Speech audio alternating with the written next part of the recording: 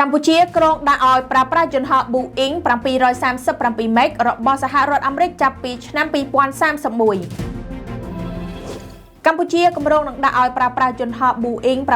737 MAX របស់សហរដ្ឋអាមេរិកនៅក្នុងប្រតិបត្តិការរបស់ក្រុមហ៊ុនអាកាសចរជាតិ Air Cambodia K6 ចាប់ពីឆ្នាំ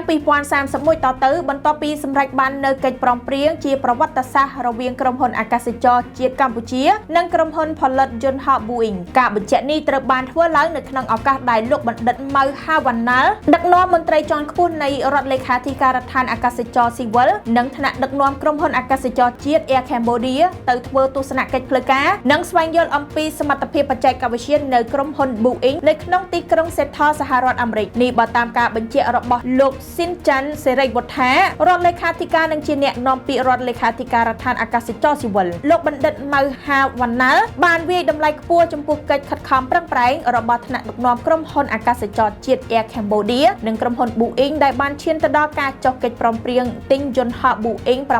737 MAX ដែលនឹងក្លាយទៅជាឆាកថ្មីដ៏សំខាន់មួយសម្រាប់ការអភិវឌ្ឍវិស័យទេសចរកម្ពុជានៅថ្ងៃទី13ខែមករាឆ្នាំ2026លោកស៊ីនចាន់សេរីវុទ្ធាបានលើកឡើងថាការដាក់ឲ្យប្រើប្រាស់យន្តហោះ Boeing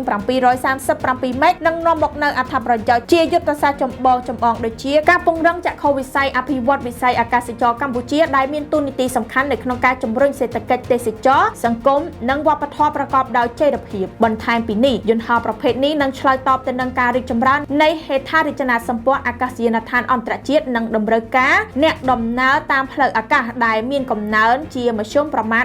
14% នៅក្នុងមួយឆ្នាំនៅព្រះរាជាណាចក្រកម្ពុជាជាមួយគ្នានេះវាក៏អាចជួយបង្កើនប្រសិទ្ធភាពប្រតិបត្តិការរួមទាំងការសន្សំសំចៃប្រេងឥន្ធនៈការកែលម្អសុវត្ថិភាពនិងការពង្រីកជើងហោះហើរទៅកាន់ទីផ្សារអាស៊ាននិងអាស៊ីប៉ាស៊ីហ្វិកលោកស៊ីនចាន់សេរីវុទ្ធាក៏បានបញ្ជាក់ថាគម្រោងនេះនឹងជួយលើកកម្ពស់សមត្ថភាពធនធានមនុស្សជាតិដោយផ្ដោតលើការបណ្ដុះបណ្ដាលនិងផ្ទេរចំណេះដឹងបច្ចេកវិទ្យាទំនើបដល់អ្នកបើកបរយន្តហោះវិស្វករនិងបច្ចេកទេសជួសជុលយន្តហោះជនជាតិខ្មែរនៅក្នុងការរួមចំណែកអភិវឌ្ឍប្រព័ន្ធអាកាសចរវៃឆ្លាតទំនើបនិងបៃតងប្រកបដោយការតភ្ជាប់កាន់តែប្រសើរទាំងក្នុងតំបន់និងអន្តរជាតិតាមការបញ្ជាក់ដដែលក្រុមហ៊ុនអាកាសចរជាតិ Air Cambodia បានបញ្ចប់ការបញ្ជាទិញយន្តហោះ Boeing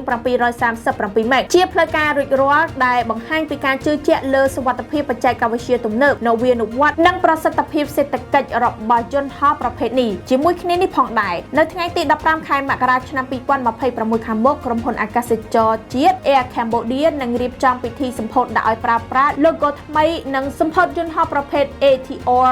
72 600ជាផ្លូវការក្រោមអធិបតីភាពលោកបណ្ឌិតម៉ៅ ហាវ៉ាណាល់